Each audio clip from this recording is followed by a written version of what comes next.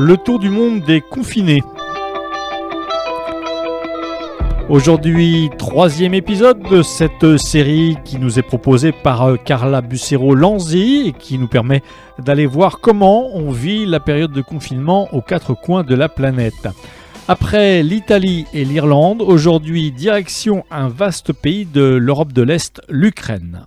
Après un master en relations internationales, Pauline s'est envolée à Kiev au sein d'une ONG en service civique. Que faisiez-vous en Ukraine lorsque vous avez appris que la France allait être confinée ? J'étais en Ukraine pendant plusieurs semaines pour le travail. Moi, je suis partie d'Ukraine le 16 mars, donc un jour avant l'annonce officielle du confinement en France. À partir du début du mois de mars, en Ukraine, commençait à y avoir des rumeurs sur les questions d'une mise en quarantaine du pays, d'un futur confinement, etc.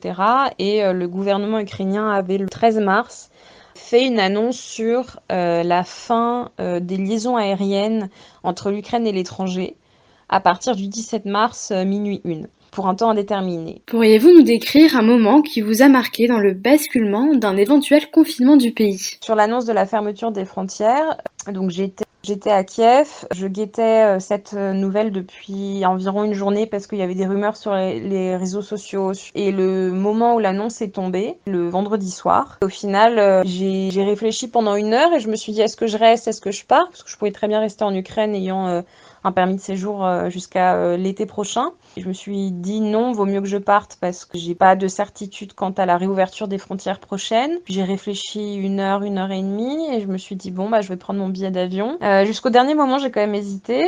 Jusqu'au moment de valider mon billet d'avion, je savais pas si c'était une très bonne idée, sachant qu'en plus les prix des billets avaient été multipliés par 2 en 2 fois et demi. Au final, j'ai pris mon billet d'avion et puis 2 jours après, je suis partie. Et c'était pas prévu non plus. Et donc du coup, voilà, ça m'a fait un peu un moment de stress, sachant que à l'époque en Ukraine, il n'y avait pas beaucoup de cas, alors qu'en France, il y en avait beaucoup plus. Pourriez-vous nous décrire la situation du pays actuellement ? La situation dans le pays actuellement est pas très bonne. Il y a très peu de tests qui sont menés par les autorités. Il y a à peu près 1600 cas déclarés, une 50aine de morts pour une 30aine de gens qui ont guéri. Donc il y a plus de morts que de guérisons. Il y a des problématiques sur le nombre de cas parce que la situation hospitalière est extrêmement mauvaise en Ukraine. Les hôpitaux sont pas de bonne qualité. Il y aurait 3500 assistants respiratoires dans le pays. Mais ce chiffre inclurait ceux qui sont en train d'être commandés actuellement. Donc c'est assez inquiétant. Il y a déjà des aides internationales qui ont été débloquées. Les conditions de quarantaine sont assez strictes et elles ont été strictes dès le départ, justement pour essayer de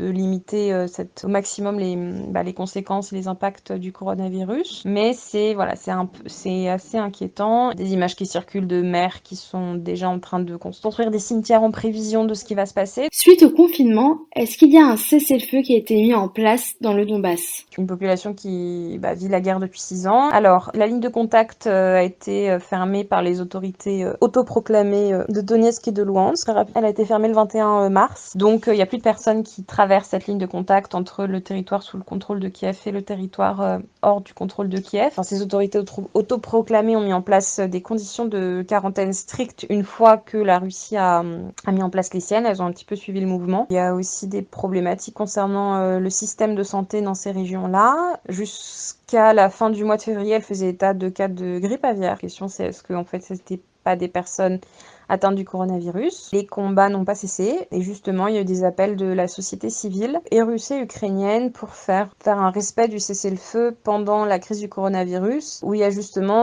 énormément de problématiques et donc du coup une nécessité de respecter le cessez-le-feu. Mais la semaine dernière, il y a eu encore un blessé proche de la ligne de front. Il y a une réelle inquiétude concernant les populations vivant à proximité de cette ligne de contact. Il y a 3,5 millions de personnes qui auraient besoin de recevoir une aide humanitaire. Donc là, il y a des villages qui n'ont pas accès à des pharmacies, qui n'ont pas d'infrastructures médicales, sanitaires, qui n'ont même pas parfois de magasins avec des produits de première nécessité. Avec la mise en place de la quarantaine, il y a des transports en commun qui se sont arrêtés. Donc du coup, ça amplifie les problématiques qui étaient déjà existantes.